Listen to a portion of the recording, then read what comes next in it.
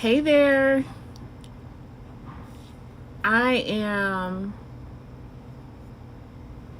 Hey there. I am here to spend some time with you this evening. Happy Sunday. Happy Sunday.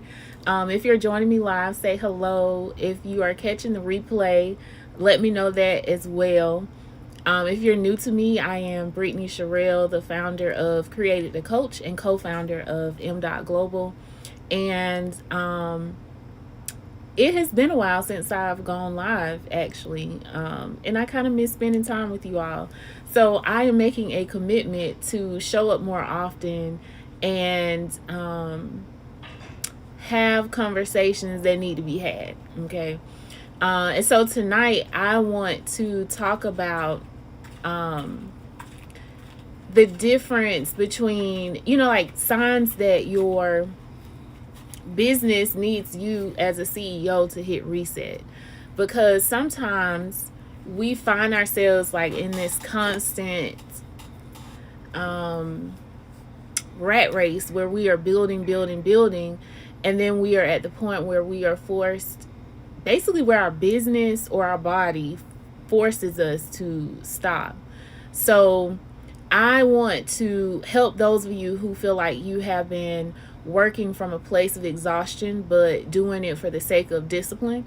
I want to help you through hitting reset on your business so that you can show up in the fullness of who you are called to be in a way that serves you well.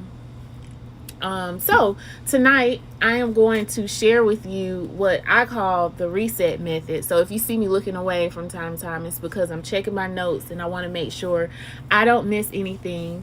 Again, if you are joining me live, say hello. I'm gonna try to keep an eye on the comments. Forgive me if I miss them, miss one or two, but I appreciate you spending some time with me, and share this with someone else who needs to hear it as well. So share it.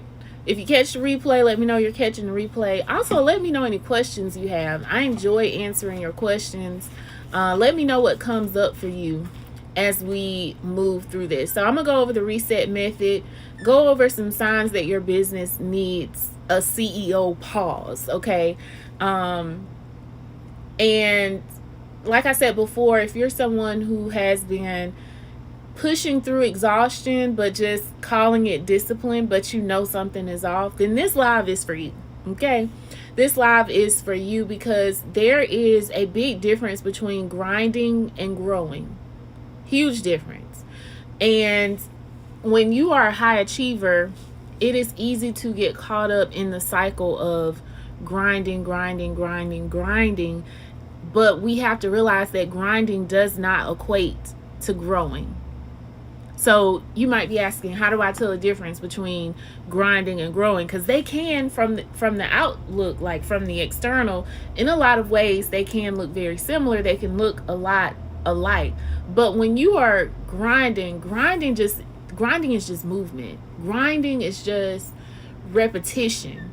Grinding is just going. That's what grinding is. Growing is transformation. So if you're trying to figure out, am I just grinding or am I growing? Recognize that grinding is just going. It's just movement. Growing is when you can see transformation on the other side of the movement, on the other side of the repetitive task that you are doing. That is when you are growing. There should be something different. There should be something happening that is moving the needle forward in your business. Otherwise, it is just grinding. So if you're just joining me, again, I'm sharing the reset method tonight, just helping you learn how to hit reset as a CEO in your business, because just because you're going does not mean you are growing. And so these are lessons I had to learn myself, and they make a huge difference in the level of excellence you show up in your business. So in true fashion, my true fashion, like usual, the educator in me always loves to use acronyms. And I know that you all have shared with me, it helps you really understand and apply things that I share. So There have been times where I kind of moved away from the acronyms, but your girl is back, and I'm going to get back to that flow. So, our acronym for tonight is RESET. Pretty simple. It is RESET. And we're going to start with the R. R is for recognize the burnout signal. So R is for recognize. And you are specifically looking for the burnout signals in your daily operations, and I'm talking about like the sneaky stuff. When you start finding yourself feeling resentment towards clients that you used to love or tasks that you used to enjoy, avoiding your own emails, those sorts of things, like they can be sneaky. It's the little stuff sometimes that you find yourself kind of wrestling with on the inside, and they are let me be very transparent. Matter of fact, while we're here, for me, one of those things was going live, and that is why I have not been as present as I once was, because that was one of my sneaky burnout signals. Those of you who are not new to me know I used to go live all the time. I didn't mind. I didn't even give it much thought to just go live. And this is just me being transparent. I really didn't think much of it. I just did it, But there came a point in business where even that started to feel like a strain. And I just started avoiding it, right? And avoiding it is not what executives do. Avoiding it is not what CEOs do. Avoiding it is not what people who are committed to excellence do. And so you all get a front row seat to seeing me hold myself accountable and show up in excellence in all areas of my business. And so I want you to assess some of your burnout signals. What are those sneaky things that are starting to make you want to avoid them in your business? Figure out what those things are, because once you figure out what they are, sometimes there are now automations that can replace those things, or there are systems you can put in place that kind of alleviate some of the pressure. It might be where you have time blocks where you address certain things, because according to like your own circadian rhythm, you just perform better during certain hours doing certain things. But first you got to acknowledge that it even exists. What are those sneaky things? Recognize the burnout signals. So that's what the R in the reset method is for. Recognize the burnout signals. Okay. E is for evaluate what's actually working. E is for evaluate what's actually working. Most of the time our mind automatically flips to what's not working, but evaluate what is already working, because a lot of times what I've found when I've worked with clients is many of the clients I've worked with don't really have a revenue problem. They have a clarity problem. It's really more about them getting clarity on what they should be focusing on. So asking yourself, like, what offer actually pays me? What offer does my audience actually need from me? We all know the market is changing. It's gonna always change. You can accredit it to whatever external factors you want to, but the market will always change. And so we have to be adaptable to that. And in doing so, you need to make it a practice to really audit your offers, audit your services, audit your processes, audit even your tech stack. Like, what do you already have available to you, and then ask yourself things like, which offers actually pay me, and then which offers serve my ego. Because many of us, including myself, like, it's easy to find yourself creating offers that just boost your ego, that make you feel good because you offer it, or because you can say you have this service or whatever. And you really need to focus on what's going to pay you, okay? Because when you have a revenue model that works, most times it's going to help alleviate some of that burnout we talked about with the R. Okay, so focus on assessing what is actually working. Evaluate what is actually working. What offers are getting you paid right now? Because what was getting you paid last year, Q2 or Q3, may not be what's going to get you paid this year, Q3, Q4. Like, so what is getting you paid right now? Put your ego to the side. It may be an offer that you're not even super excited about.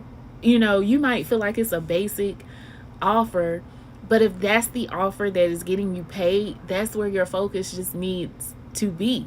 Okay? Put your ego to the side. Maybe you like to be that person who says, I'm selling all high ticket offers. That's ego, baby. That's not efficiency. You need to evaluate what's working, put the ego to the side, and work what's working. Okay? So if you're just joining me, I'm going through the reset method for people who have been pushing through with exhaustion, but just like calling it discipline, right? But something is off. You feel like things are not aligned, and you're probably starting to feel a little burnout, feeling like something's missing in your business. I'm going through what I call the reset method. We already went through the R, which was recognize the burnout signs, the sneaky stuff. Just went through the E, evaluate what's already working, and now we're moving into the S. If you're just joining me, hello. Share this with someone who needs it. And if you're catching a replay, let me know that as well. So moving to the S, this one is very important. And I think I have noticed some of the largest shifts in my life and business from this one thing. Because we talk about the profit, we talk about the platform, but we need to talk about the person too. And this applies to all of those, the person and the profession. Strip the noise. S is for strip the noise. Strip the noise. Okay. You got to unplug. You're going to have to unplug. You're going to have to unsubscribe. You're going to have to unfollow. You're going to have to hit that block button. You got to strip the noise. If you are really committed to excellence, then you understand how expensive access to you is. When you operate in excellence, it is natural for people to want to be connected to you. It is natural for opportunities or things, distractions disguised as opportunities, to find their way to you. So you shouldn't be surprised that people want to be around you. You shouldn't be surprised that people want to connect with you, collaborate, be your friends, get close to you. You operate in excellence. People are attracted to that. So you have to be, again, put that ego to the side, and you have to be vigilant and understand the importance of guarding your gates. That's as a person, and that's for your platform. That is all around. You have to guard your gates. You got to strip the noise. What is causing distractions in your life? Like, be honest with yourself. What is causing distractions? Like, if you have not hit the goals that you desire to hit, you don't have time for frivolous relationships. You don't have time for frivolous friendships that are not serving you and pouring into you. You don't have time for podcast interviews that are not leading anywhere. You don't have time for all of these free collaborations that ain't really moving no type of needle. You don't have time for it. So you have to get a really strong no muscle and get comfortable with telling people no, and declining opportunities, and not allowing your feelings to land you in situations that can hinder you from experiencing what you actually desire.